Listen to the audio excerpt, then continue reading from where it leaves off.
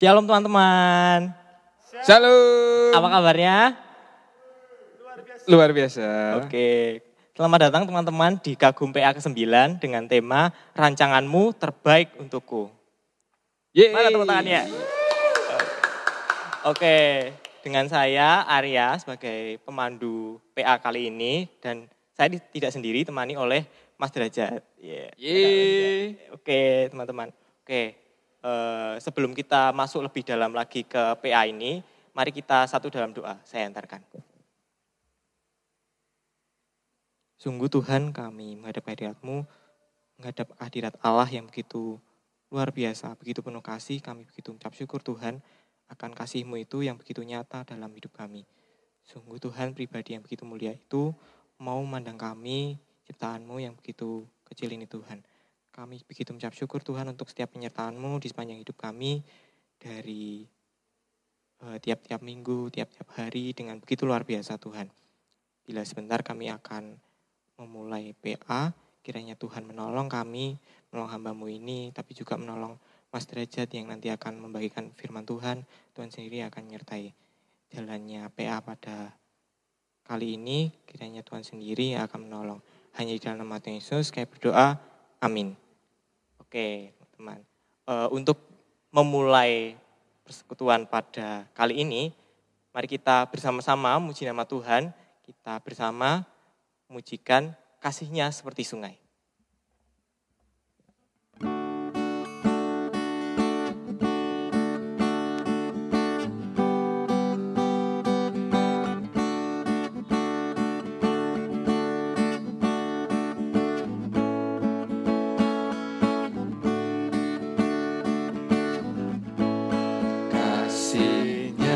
Seperti sungai, kasih-Nya seperti sungai, kasih-Nya seperti sungai di hatiku. Haleluya. Mengalir di waktu panas, mengalir di waktu hujan. Kasih-Nya seperti sungai di hatiku. Kasih-Nya seperti sungai. Kasih-Nya seperti sungai. Kasih-Nya seperti sungai. Kasih-Nya seperti sungai di hatiku. Haleluya. Mengalir di waktu panas, mengalir di waktu hujan. Kasih-Nya seperti sungai di hatiku.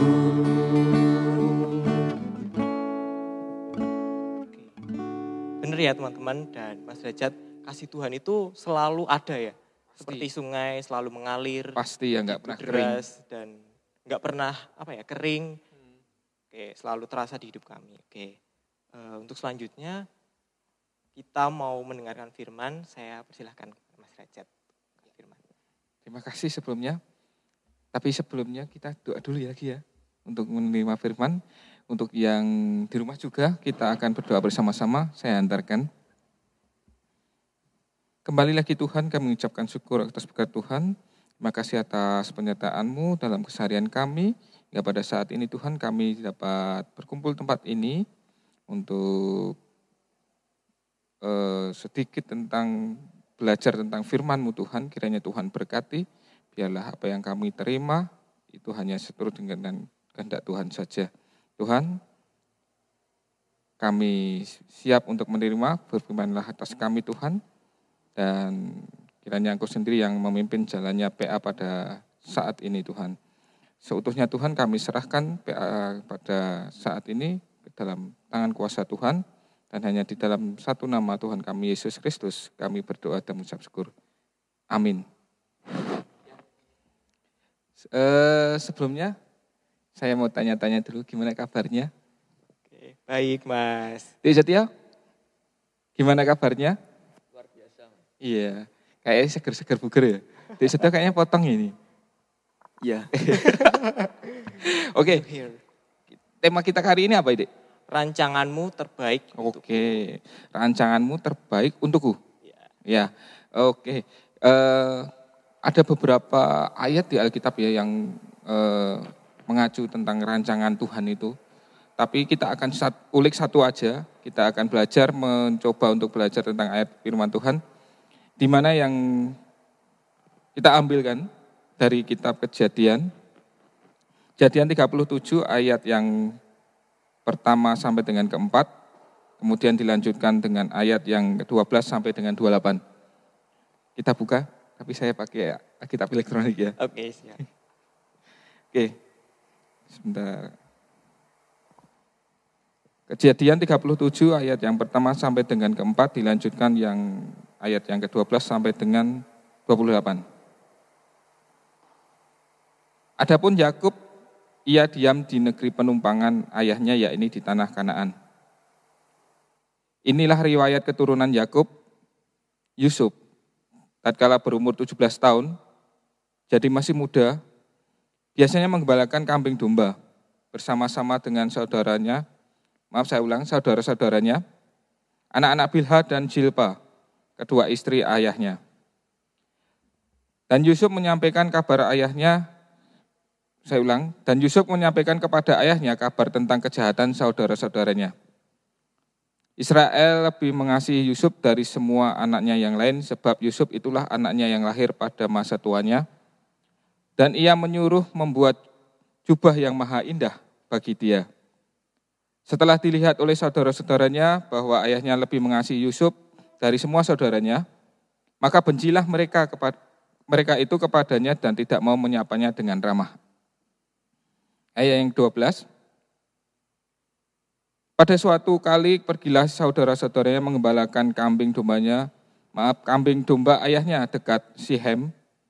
Lalu Israel berkata kepada Yusuf, "Bukankah saudara-saudaramu menggembalakan kambing domba dekat Sihem? Marilah engkau kusuruh kepada mereka." Sahut Yusuf, "Ya Bapa."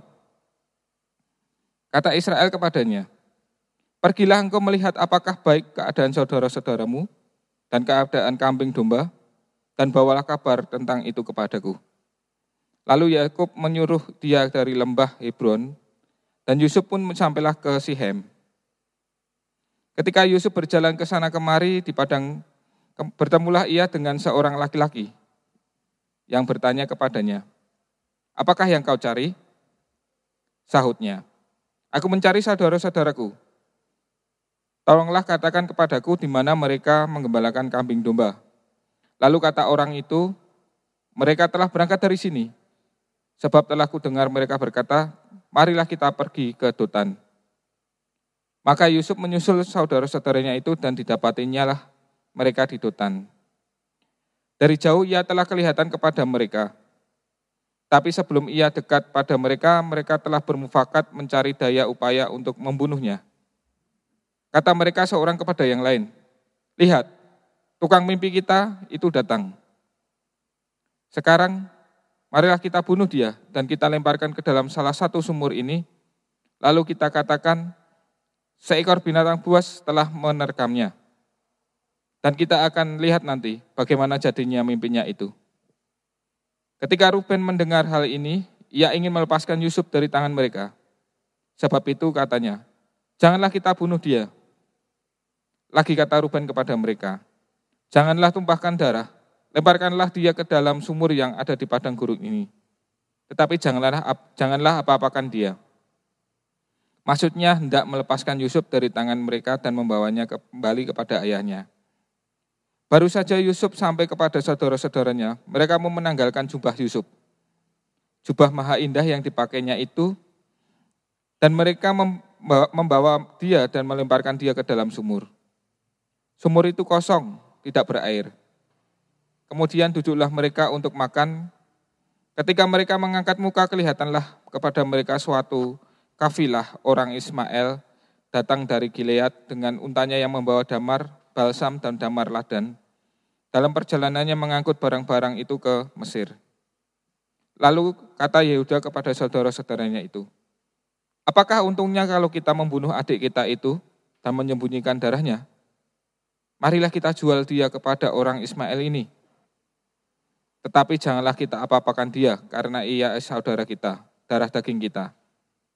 Dan saudara-saudaranya mendengarkan perkataannya itu.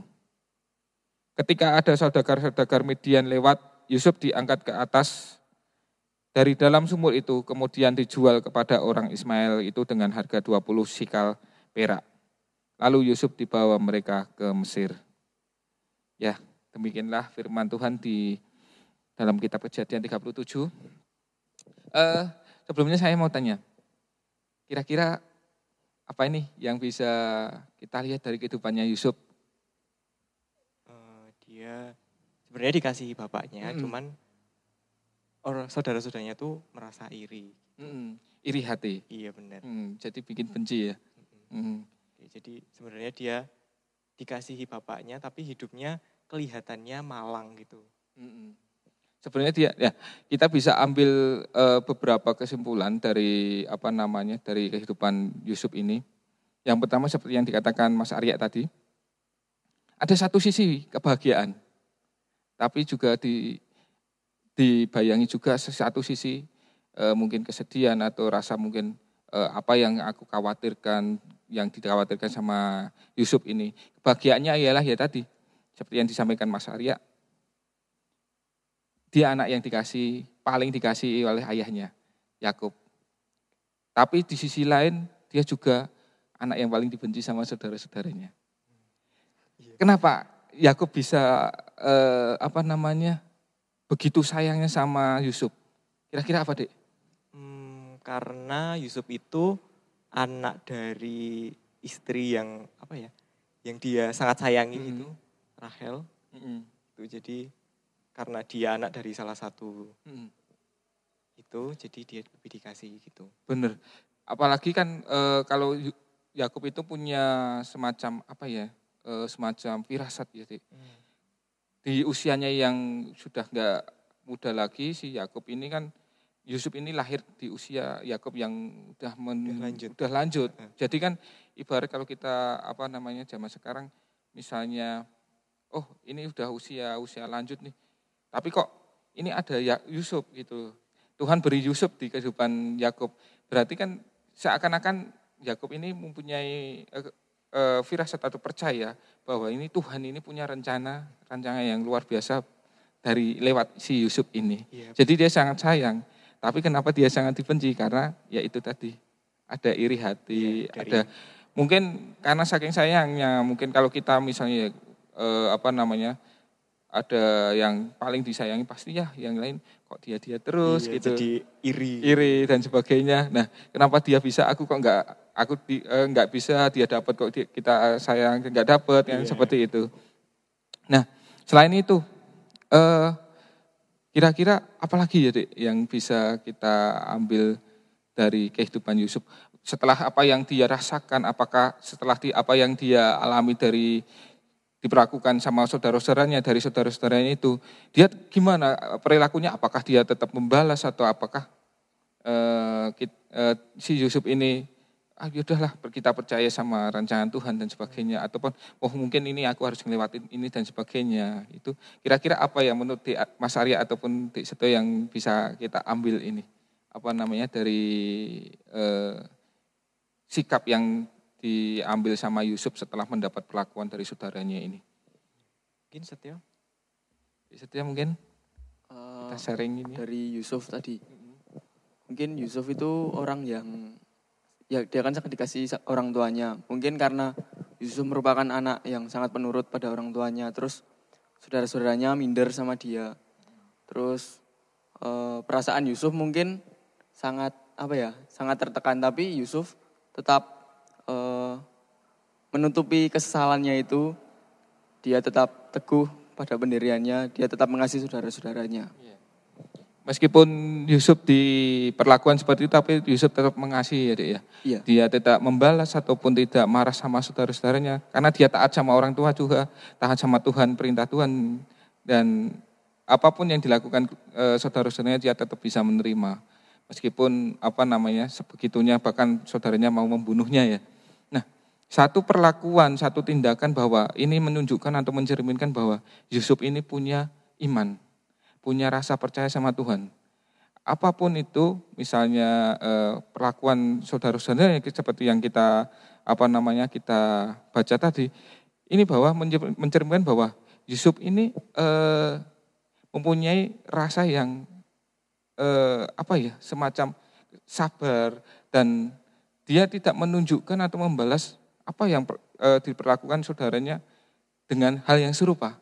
Nah, kalau kita baca di ayat yang selanjutnya, mungkin setelah ayat yang ke-28 sampai ke kisah Yusuf setelah ada di Mesir, apa yang diperlakukan sama Yusuf ketika bertemu dengan keluarganya. Ini rancangan Tuhan yang luar biasa ketika Tuhan mempertemukan Yusuf, Tuhan mempertemukan keluarganya, saudara-saudara ini dengan Yusuf di suatu kejadian di mana tanah-tanah di sekitar ataupun negara-negara di sekitar Mesir mengalami kekeringan dan sebagainya, tapi karena Tuhan memberikan talenta kepada Yusuf untuk menerjemahkan mimpi raja bahwa nanti akan ada 7 tahun berkelimpahan dan 7 tahun kekeringan. Nah, itu jadi Mesir mempunyai semacam cadangan makanan, jadi dia bisa prepare, bisa persiapkan 7 tahun kepahitan ataupun kekeringan itu dengan baik. Lewat itu juga Tuhan memakai peristiwa itu untuk mempertemukan Yusuf dengan saudara-saudaranya. Di mana saat itu juga mungkin keduanya juga nggak akan tahu kok ini bakal ketemu, ini nggak bakalan tahu gitu. Karena ya inilah rancangan Tuhan. Tuhan itu selalu bikin kita itu nggak takkan tahu apa rancangan Tuhan. Makanya rancangan kita itu, rancangan Yusuf sendiri mungkin nggak pernah terbesit sama sekali untuk pengen bertemu dengan saudara-saudaranya, apalagi dengan ayahnya Yakub yang sangat ia sayangi gitu. Nggak sama sekali, mungkin nggak pernah terbesit, tapi ya itu rancangan Tuhan. Hingga suatu saat dipertemukan dan ya apa yang ditunjukkan sama Yusuf kepada saudara-saudaranya adalah bentuk kasih. Sama sekali tidak menunjukkan bahwa dia ingin membalas dendam ataupun bisa saja kemungkinan kan waktu itu kan Yusuf itu bisa aja membalas dendam dengan kekuasaan yang saat itu dia punya, dia dapat ketika ketika si Yusuf itu bertemu dengan saudaranya. Bisa saja kan Yusuf itu membalas dengan apapun yang dulu dilakukan sama saudaranya kepada dia, bisa aja dengan mudah dia langsung memenjarakan atau bahkan membunuh saudara-saudaranya. Tapi apa yang dilihat?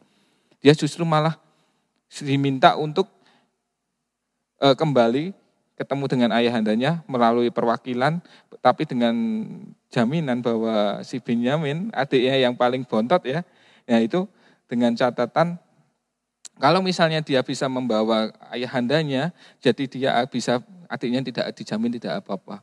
Sebenarnya itu suatu rancangan Tuhan, bahwa ini akan disatukan Tuhan. Ini akan diwujudkan kembali lewat suatu peristiwa yang mungkin kita nggak pernah dapat atau kita kira-kira. Tapi ini juga nggak bisa kalau kita juga tidak mempunyai rasa percaya, rasa iman yang kuat kepada Tuhan, bahwa apapun kepahitan yang pernah dialami Yusuf, apapun kepahitan yang pernah dialami dilakukan sama saudara-saudaranya terhadap Yusuf, itu kalau kita tidak mengimbangi dengan rasa percaya, kita tidak mengimbangi dengan sabar dan juga mengasihi dari dalam hati kepada saudara-saudaranya, mungkin ini nggak akan terjadi. Apa yang akan terjadi beda dengan jika kita tidak mempunyai rasa seperti itu. Sama halnya jika kita kehidupan saat ini, kita misalnya apapun yang sedang kita alami, ya kita harus percaya rancangan Tuhan itu baik. Suatu saat mungkin kita nggak pernah mengira kalau misalnya kita mengalami suatu hal yang buruk seperti apa yang mungkin pada eranya Yusuf itu alami. Mungkin sama saat ini kita misalnya teman-teman yang di rumah misalnya mau sekolah kok saya nggak bisa terima di situ ya. Kalau saya nggak bisa diterima di sekolah itu ya, padahal saya pengen banget bisa sekolah di tempat itu gitu. Tapi kan kenapa aku di sini ya Tuhan? Kenapa aku bisa diterima di sana tapi bukan di sana ya? Itu salah satu bagian dari rencana Tuhan. Jadi apapun itu kalau misalnya yang kita rasakan, yang kita alami saat ini, percayalah itu salah satu rencana Tuhan. Ya, mungkin itu satu yang bisa kita ambil dari kisah Yusuf, dari apa yang kita baca tadi. Mungkin bisa kita coba sharing, mungkin Mas Arya apa mungkin Dik Setia. Pernah nggak Dik Setia ini punya pengalaman, biasanya pengalaman ini kita tahu ketika begitu kita udah mengalaminya, iya ya benar ya, ternyata Tuhan itu baik. Bahkan dalam kecelakaan pun Tuhan itu masih sangat baik. Kita masih dihindarkan gini. Ternyata meskipun aku mengalami hal kayak gini, penderitaan kayak gini, tapi Tuhan ini udah baik. Maksudnya gimana? Misalnya kita nggak mengalami ini, kita bahkan akan mengalami hal yang lebih buruk. Mungkin Dik Arya ataupun Dik Setia punya pengalaman mungkin waktu kuliah atau waktu Dik Arya sekarang udah kerja ya? Udah, nah, ini udah Mas. Mungkin baru kerja ini punya pengalaman apa, mungkin bisa kita sharingkan. Nah ini kan salah satu bukti kesaksian kita bahwa rancangan Tuhan itu pasti baik. Ya, mungkin Dik Arya mau ada satu pengalaman? Iya benar kata Mas Derajat tadi. Jadi kalau rencana Tuhan yang indah itu biasanya baru kita ketahui kalau itu udah udah berjalan. Kita gitu. baru menyadari.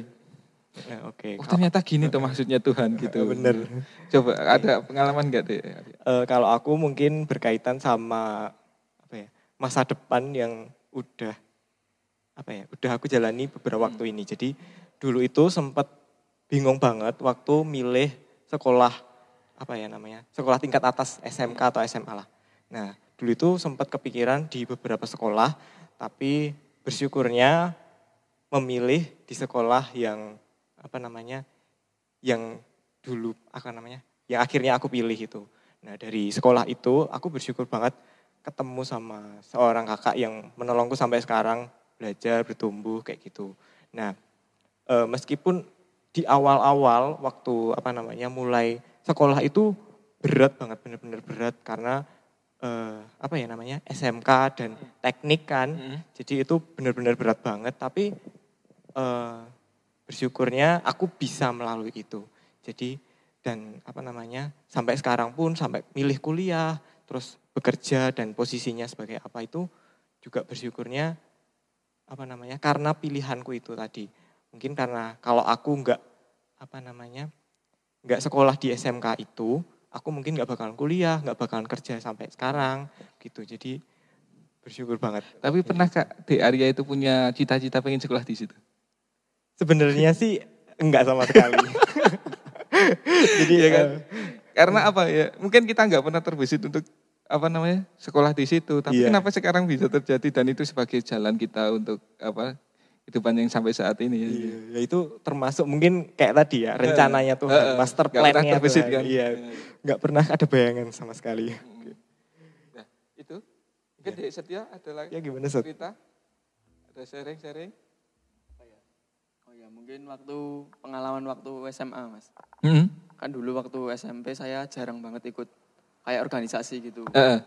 Terus waktu SMA itu saya coba ikut sebuah organisasi, terus di organisasi itu saya sebenarnya nggak berperan apa-apa, berperan tapi nggak penting. Terus suatu ada event saya ditunjuk sebagai sebagai ketua. Terus mulai dari situ orang-orang teman-teman sekitar saya melihat saya kalau mungkin saya sendiri nggak sadar kalau saya itu punya potensi gini. Terus untuk selanjutnya event-event selanjutnya orang-orang sekitar saya itu mempercayakan pada saya, terus baik dari guru-guru atau pembina atau kepala sekolah itu mulai kenal dengan saya. Terus mulai dari saat itu saya sadar kalau kenapa nggak dari dulu saya seperti ini gitu.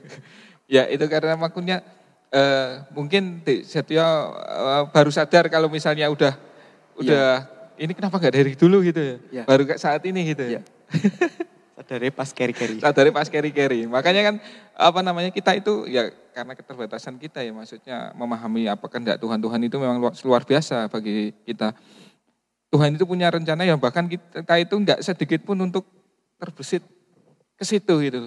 Misalnya kayak di Setia tadi, kenapa kok baru sekarang ya? Ketika baru udah jalan-jalan, kita baru menyadari kayak di Arya tadi. Begitu jalan-jalan, kok aku padahal dulu nggak pernah punya cita-cita kayak gini ya, nggak pernah punya rencana mau masuk sini, mau ke sini, jadi ini, jadi sebagainya.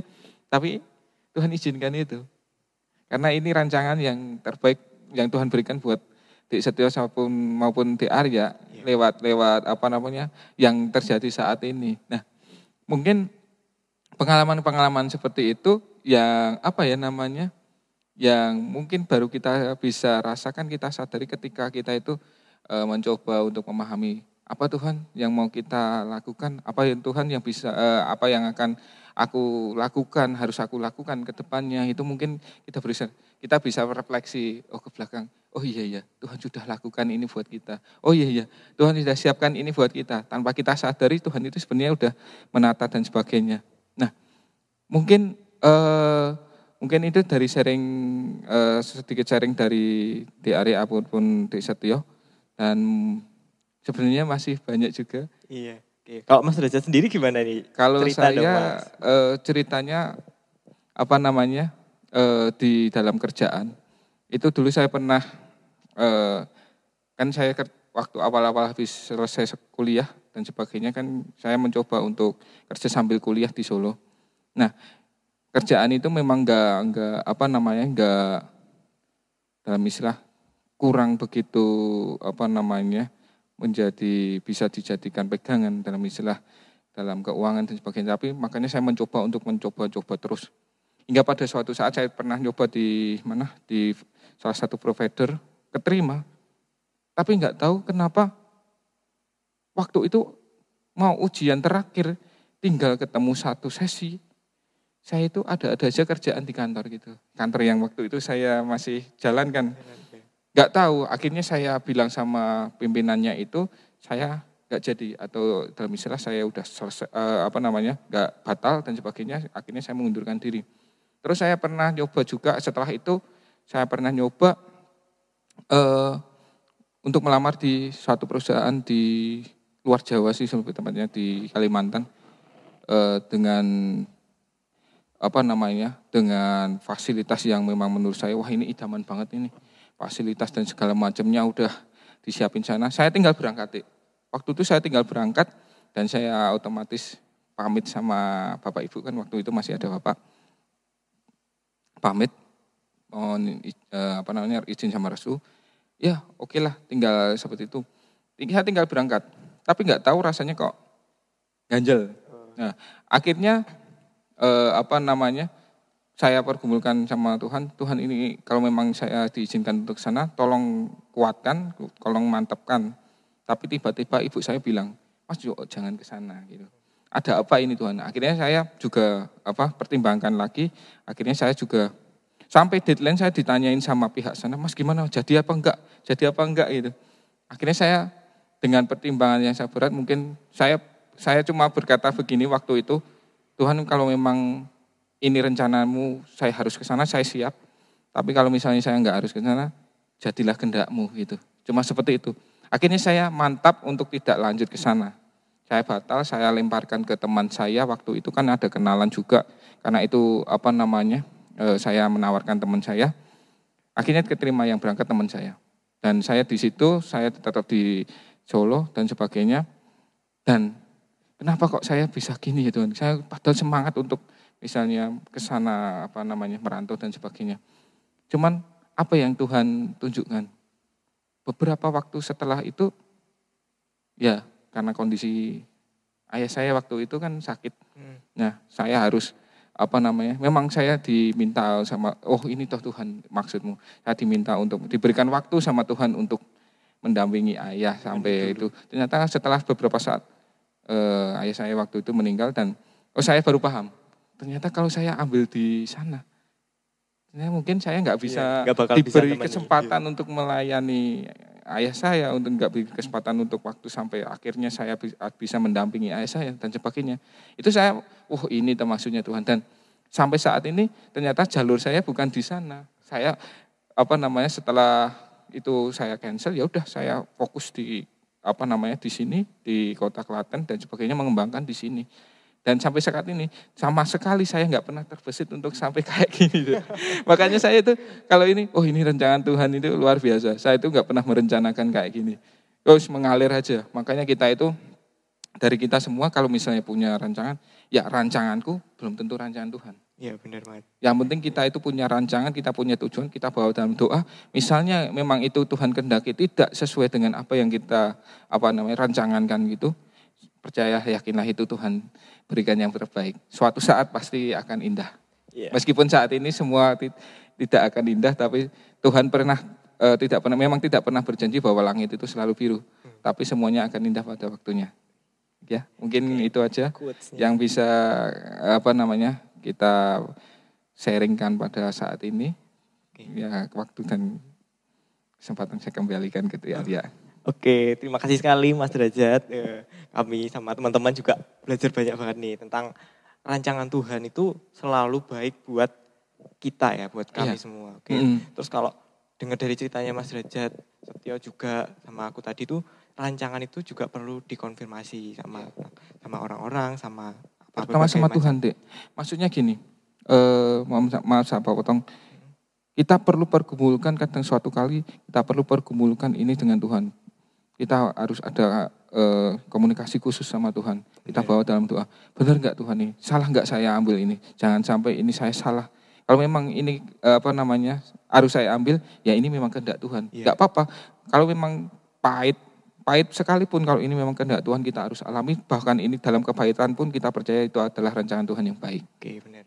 Jadi tetap rencana itu, hidup kita kan udah milik Tuhan. Ya udah, berarti kita harus tetap menyerahkan siap rencana itu pada Tuhan. Oke, terima kasih sekali Mas Derajat. Sama-sama. Untuk sharingnya, renungan firman-nya. Terima kasih sekali. Oke, teman-teman, untuk kita meresapi firman Tuhan yang baru saja kita dengar, mari kita pujikan sebuah lagu Sampai Akhir Hidupku.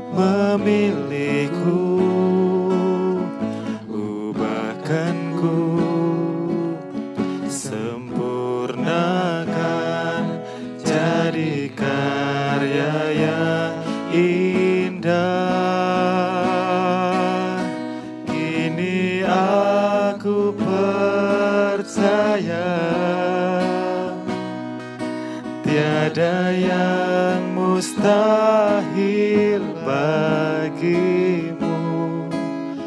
Kuasamu kuatkanku,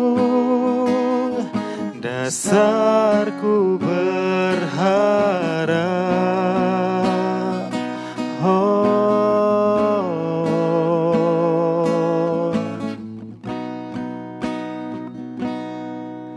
Tak peduli masa lalu, Engkau tetap memiliku. Ubah sempurnakan jadi karya yang indah. Kini aku percaya tiada yang mustahil bagimu. Kuasamu kuatkanku, dasarku berharap. Kini aku berserah pada rancanganmu bagiku. Ku ikuti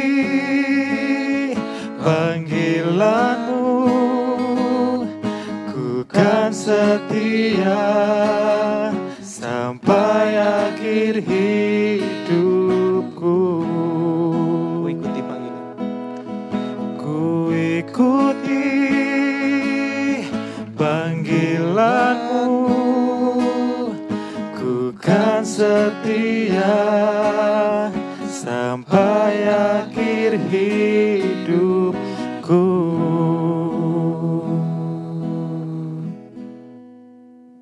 Oke teman-teman, kita sudah sampai di penghujung PA pada kali ini. Untuk menutup PA pada kali ini, minta tolong Mas Derajat untuk berdoa syafaat. Oke. Silakan. Untuk semuanya, teman-teman yang di rumah juga, mari kita tutup PA saat ini dengan doa saya antarkan. Bersyukur Tuhan, Kau berkati kami dalam setiap aktivitas kami, dan saat ini Tuhan, kami telah mendengarkan firman-Mu. Kiranya Tuhan berkati apapun yang kami terima dari firman-Mu pada saat ini, biarlah kami dapat meresapinya di dalam kehidupan kami. Ajarilah kami Tuhan untuk senantiasa mengerti apa tentang rancangan-Mu, dan ajarilah kami Tuhan bahwa rancangan-Mu adalah rancangan yang terbaik bagi kami. Mampukan kami Tuhan untuk memahami setiap kehendak-Mu dalam kehidupan kami, dan bimbinglah kami Tuhan agar kami dapat senantiasa melakukan semua kehendak Tuhan, apapun yang Kau rencanakan bagi kami. Tuhan, saat ini kami juga mengingati akan saudara-saudara kami yang saat ini Tuhan sedang mengalami sakit. Kiranya Tuhan berkati Tuhan, saudara-saudara kami ini, kiranya Engkau pulihkan, kiranya Engkau Tuhan jamah agar suatu saat saudara-saudara kami ini dapat sehat dengan kesehatan yang sempurna. Kiranya Engkau kumpulkan kami dalam suatu kondisi yang bahagia Tuhan.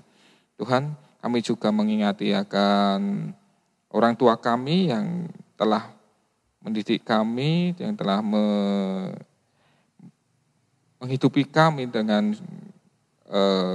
pekerjaannya. Kiranya Tuhan berkati ya Tuhan, orang tua kami kesehatannya, kiranya Tuhan berkati pekerjaannya, berilah kelancaran Tuhan, berilah berkat yang berlimpah Tuhan kepada orang tua kami, dan mampukan kami Tuhan untuk senantiasa patuh dan taat kepada orang tua kami. Tuhan, kami juga mengingati akan gereja dan persekutuan yang ada di Kajeng Gumulan ini. Kiranya Tuhan berkati Tuhan dari Ibu Pendeta Wiwi Wulandari maupun para majelis Tuhan, maupun semua anggota jemaat yang ada di gereja ini. Kiranya Tuhan berkati, berilah kesehatan yang sempurna Tuhan di tengah kondisi pandemi COVID yang sedang kami alami ini. Kiranya Tuhan berkati, biarlah kami semua dapat terhindar dari wabah COVID ini. Tuhan, kiranya kami serahkan seluruh gereja kami ini ke dalam tangan kuasa Tuhan.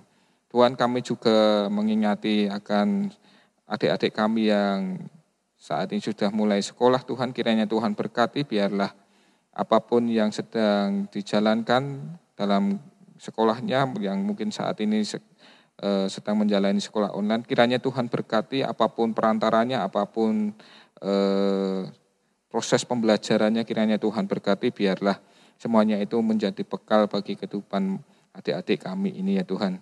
Tuhan, kami juga mengingati akan bangsa dan negara kami.